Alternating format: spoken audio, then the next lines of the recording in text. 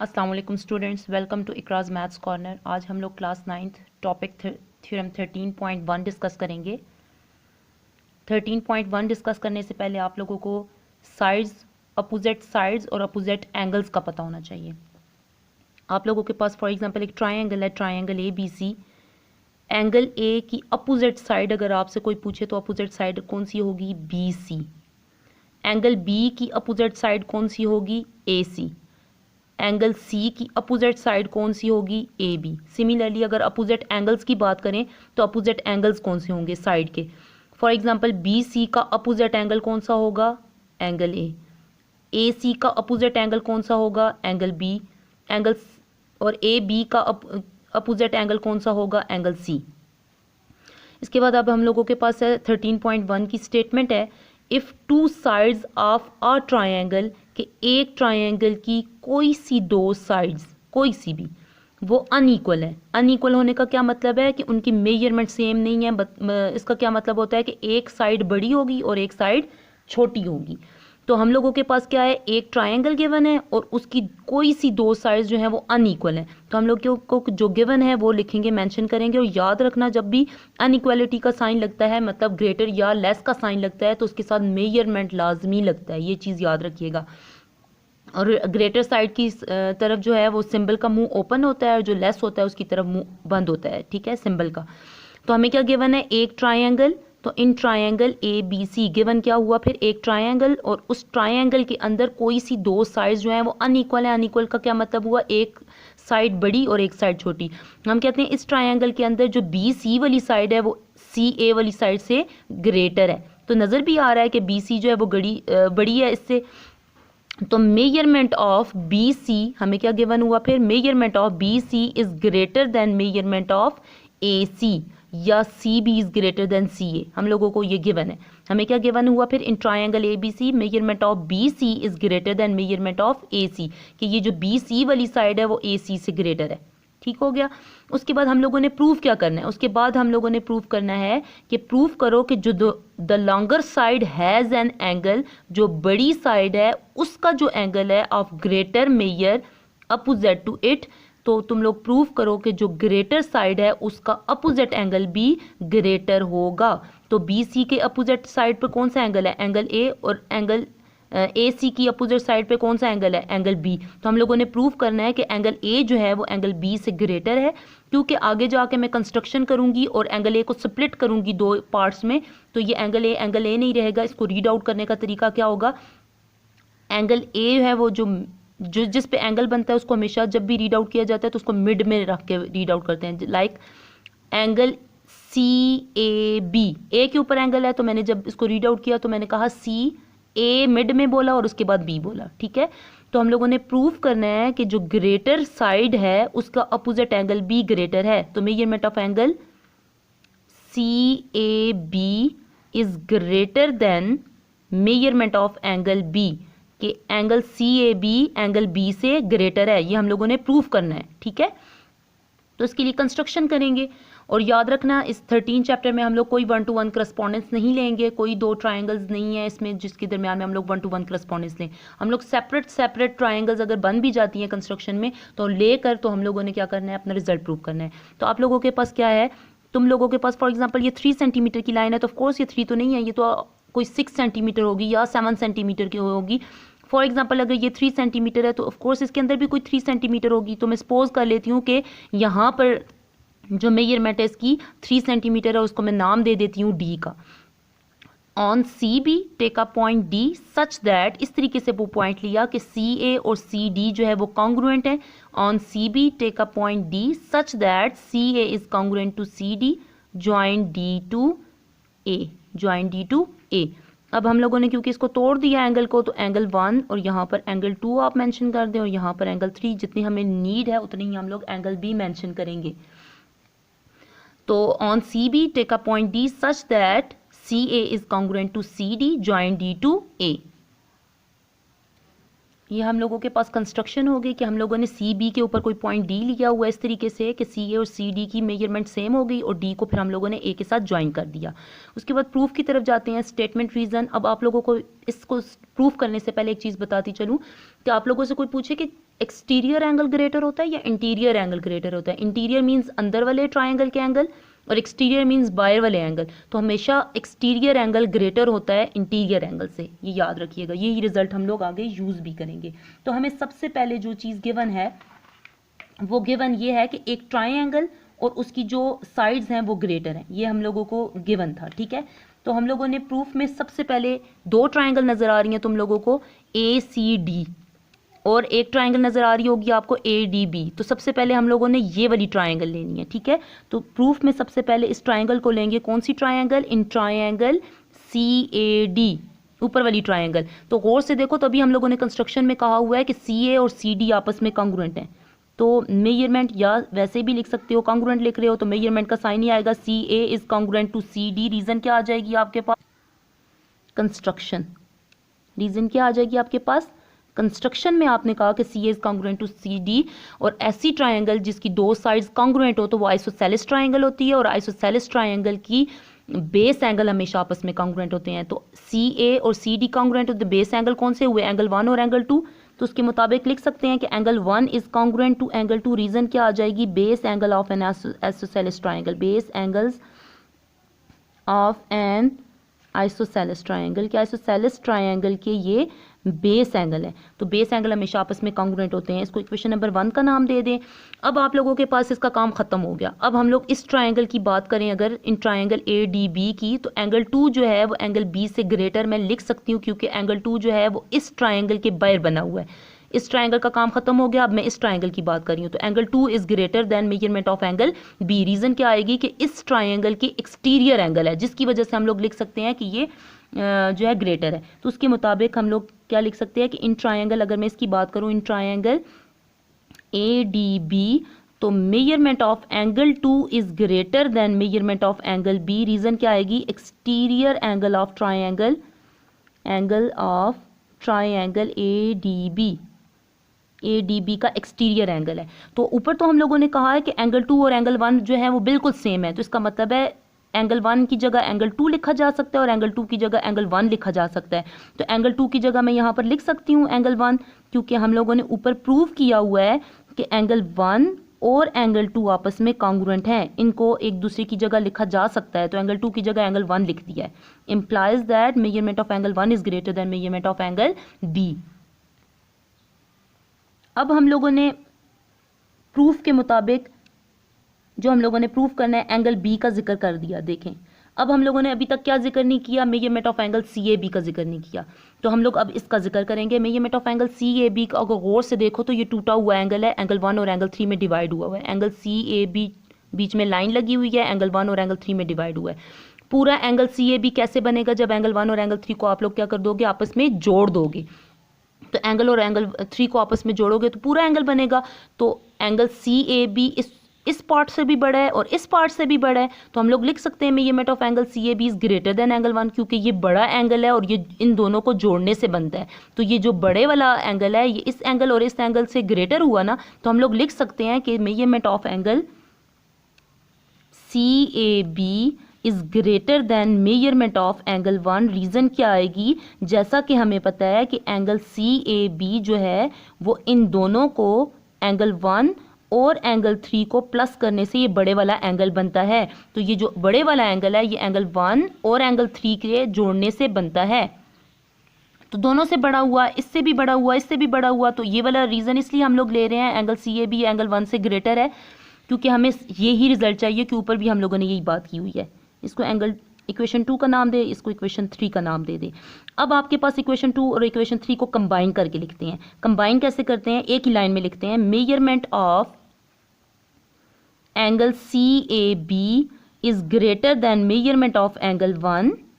अब एंगल 1 यहाँ पर बात खत्म हो गई, मैंने ये लिख दिया। उसके बाद एंगल 1 के आगे ये साइन डला हुआ है, तो हम लोग इधर इन दोनों को कंबाइन करके लिख रहे हैं। पहले ये वाली स्टेटमेंट लिखी, ऊपर देखा तो एंगल 1 वहाँ पे भी लिखा हुआ था, उसकी आगे इस तरह का सिंबल है तो हम लोगों ने भी डाल दिया। उसके बाद क्या लिखा हुआ है? Measurement of angle B। तो इन दोनों इक्वेशंस को हम लोगों ने कंबाइन करके लिख दिया, from equation 1 and 2 and 2। Angle CAB angle 1 से ग्रेटर है, एंगल 1 जो है वो एंगल B से ग्रेटर है। ठीक है, ये ग्रेटर के साइन है, ग्रेटर। तो measurement of angle C A B अगर एंगल 1 से ग्रेटर है और एंगल 1 जो है वो एंगल बी से ग्रेटर है तो ट्रांजिटिव प्रॉपर्टी कहती है ये जो है इससे ग्रेटर होगी। तो measurement of angle C A B is greater than measurement of angle B, reason क्या आ जाएगी, ट्रांजिटिव प्रॉपर्टी। और यही हम लोगों ने प्रूव करना था, ट्रांजिटिव प्रॉपर्टी। ठीक हो गया। इसकी आप लोग एक एग्जांपल भी ले लो। फॉर एग्जांपल ये आपकी मम्मा है, ये आप लोग हो और ये आपसे कोई छोटी बहन है, ठीक है। आपकी मम्मा आपसे बड़ी हैं, आप जो है अपनी छोटी बहन से बड़ी हैं, तो ऑफ कोर्स आपकी मम्मा आपकी छोटी बहन से बड़ी हुई, तो उसके मुताबिक ये ट्रांजिटिव प्रॉपर्टी लगती है कि एंगल सी ए बी जो है वो एंगल बी से ग्रेटर है। तो ये आपके पास ट्रांजिटिव प्रॉपर्टी है। हम लोगों ने आज प्रूव किया कि एक ट्राइंगल अगर उसकी दो साइड्स अनइक्वल हों तो इस तरीके से अनइक्वल हों कि हम लोग प्रूव करें कि वो जो ग्रेटर साइड है उसकी अपोजिट जो एंगल है वो भी ग्रेटर होगा। ये हम लोगों ने प्रूव करना है। हम लोगों ने फिर उस ट्रायंगल को स्प्लिट कर दिया, उसकी जो बड़ी साइड है उसके ऊपर एक पॉइंट लिया इस तरीके से कि सी ए और सी डी आपस में कॉन्ग्रुएंट है, डी को ए के साथ ज्वाइन कर दिया। उसके बाद हम लोगों ने पहले इस ट्रायंगल की बात की, फिर इस ट्रायंगल की बात की। तो in triangle C A D, C A is congruent to C D हम लोगों ने कंस्ट्रक्शन में कहा था। और हमें पता है ऐसी ट्रायंगल जिसकी दो साइड्स अगर कॉन्ग्रुएंट हो तो उसके बेस एंगल कॉन्ग्रुएंट होते हैं, वो आइसोसेलेस ट्रायंगल बन जाती है। तो angle 1 is congruent to angle 2, base angle of an isosceles triangle. फिर हम लोगों ने दूसरी ट्रायंगल की बात की, ट्रायंगल ए डी बी की। तो उसके एक्सटीरियर एंगल की बात करें तो एंगल 2 इसका एक्सटीरियर एंगल है, तो वो हमेशा ग्रेटर होता है इंटीरियर एंगल से। तो उसके मुताबिक हम लोगों ने लिखा है angle 2 is greater than angle B, exterior angle of triangle A D B. फिर हम लोगों ने ऊपर कहा हुआ था कि एंगल 1 और एंगल 2 बिल्कुल सेम है, तो एंगल 2 की जगह एंगल 1 लिख दिया हम लोगों ने क्योंकि वो सेम थे। उसके बाद हम लोगों ने दूसरे एंगल की बात करनी थी, तो एंगल सी ए बी कैसे बनता है इन दोनों एंगल्स को जोड़ने से। तो एंगल सी ए बी इससे भी बड़ा है और इससे भी बड़ा है, तो एंगल सी ए बी को हम लोगों ने एंगल 1 से ग्रेटर बोल दिया। फिर इन दोनों इक्वेशंस को कंबाइन कर दिया हम लोगों ने। कंबाइन करने से हमें ट्रांजिटिव प्रॉपर्टी मिलती है जिससे पता चलता है कि angle C A B angle B से ग्रेटर है, और यही हम लोगों ने प्रूव करना था। होप सो तुम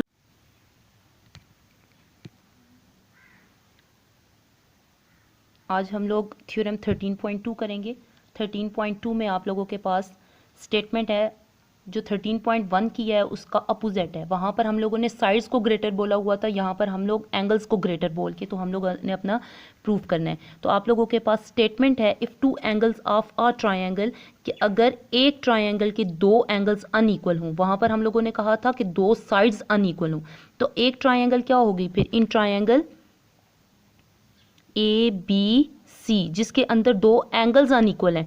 तो हम लोगों ने कहा फॉर एग्जांपल वो एंगल बी जो है वो एंगल ए से ग्रेटर है, measurement of angle B is greater than measurement of angle A. ये हम लोगों ने क्या करना है, गिवन है कि अगर वो कहता है एक ट्रायंगल के कोई से दो एंगल्स अनइक्वल लेंथ के हैं, अनइक्वल मेजर के हैं, तो अनइक्वल मेजरमेंट का क्या मतलब होता है, एक बड़ा होगा और एक छोटा होगा। तो हम लोग सपोज कर लेते हैं कि वो एंगल बी है जो ग्रेटर है एंगल ए से, measurement of angle B is greater than measurement of angle A. तो हम लोगों ने प्रूफ करना है कि जो ग्रेटर एंगल है उसकी जो अपोजिट साइड है वो भी ग्रेटर है, और जो स्मॉलर एंगल है उसकी जो अपोजिट साइड है वो भी स्मॉलर है।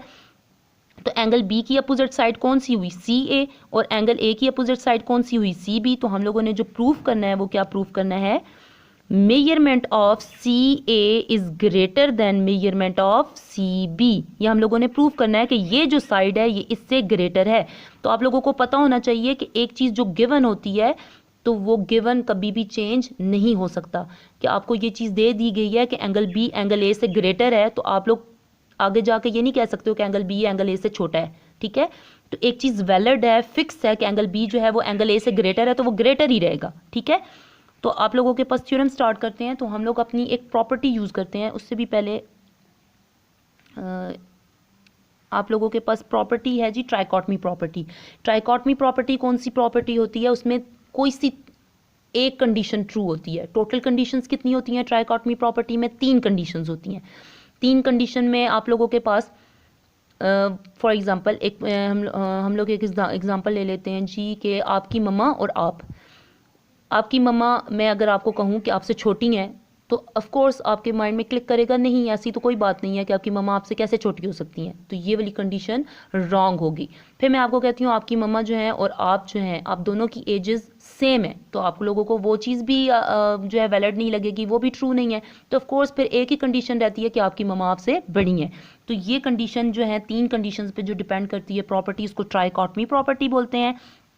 तो हम लोग अपनी इस ट्राइंगल को लेकर तो प्रॉपर्टीज़ यूज़ करते हुए हम लोग लिखेंगे there are three possibilities, there are three possibilities. ठीक है, वो पॉसिबिलिटीज़ क्या हैं, क्योंकि हम लोगों ने इसको प्रूफ करना है तो इसी के को लेके हम लोग प्रॉपर्टी लेंगे। तो पहली प्रॉपर्टी आप लोगों के पास क्या है, मेजरमेंट, और रॉन्ग प्रॉपर्टीज़ पहले लेंगे और जो वैलिड प्रॉपर्टी है वो लास्ट में लेंगे। तो ये ग्रेटर का साइन है तो हम लोग पहली प्रॉपर्टी ले लेते हैं लेस की, measurement of C A is less than measurement of C B. दूसरा ले लेते हैं और measurement of C A is equal to measurement of C B, कि उससे या तो छोटी है या उसके इक्वल है, या आपके पास तीसरा काम ये होगा कि वो उससे ग्रेटर होगा। जो ग्रेटर वाली जो हम लोगों ने प्रूव करनी है वो लास्ट में लेंगे, जो रॉन्ग वाली है वो हम लोग पहले लेंगे। और इन तीनों की जो रीज़न आएगी वो क्या आएगी, ट्राइकोटमी प्रॉपर्टी।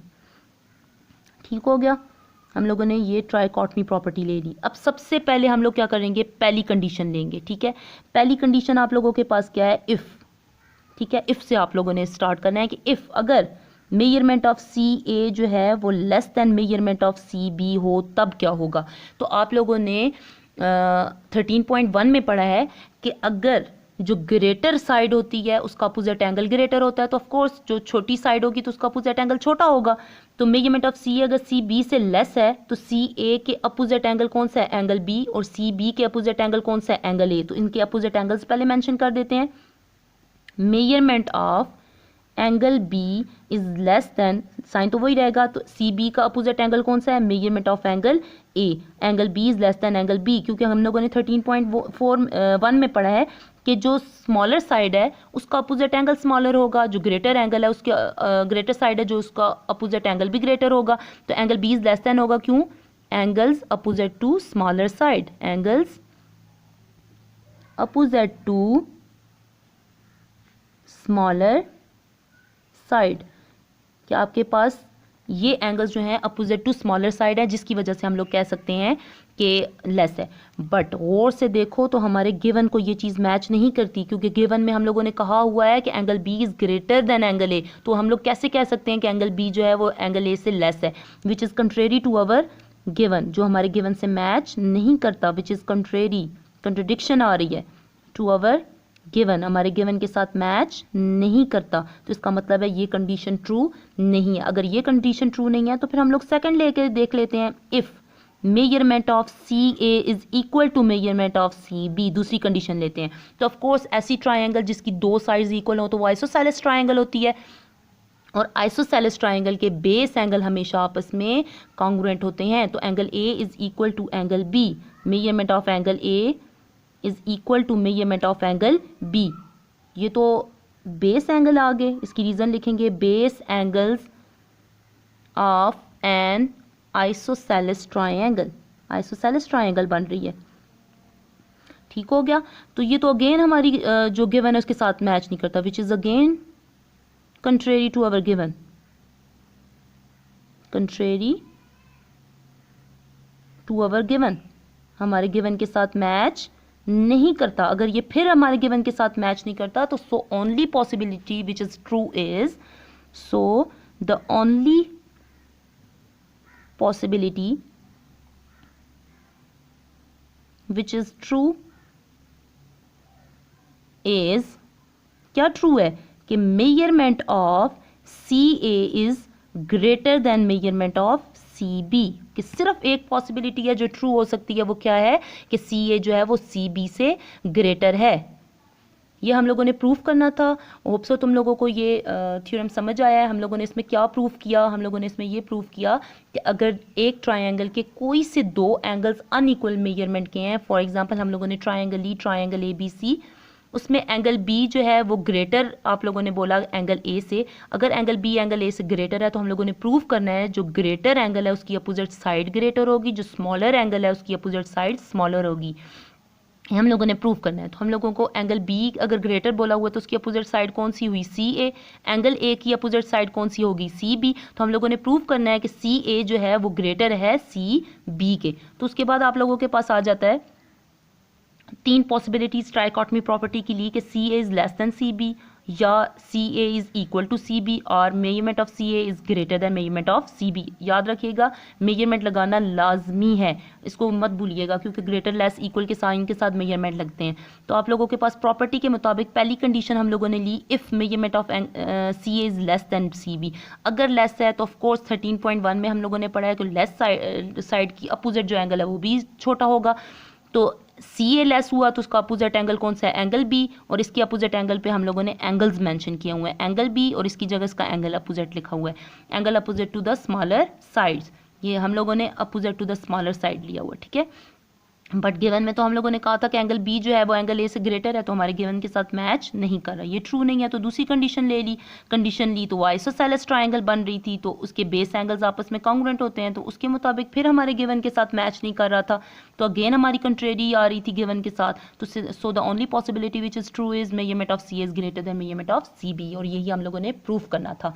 होप सो तुम लोगों को मेरी वीडियो समझ आई होगी, और जहाँ से अगर आप लोगों को समझ नहीं आई या कोई और टॉपिक आप लोगों ने मुझसे करवाना हो तो आप मुझे कमेंट बॉक्स में लिख सकते हो, मैसेज कर सकते हो, और मेरी वीडियो को लाइक करें, शेयर करें, चैनल को सब्सक्राइब करें। अल्लाह हाफिज़।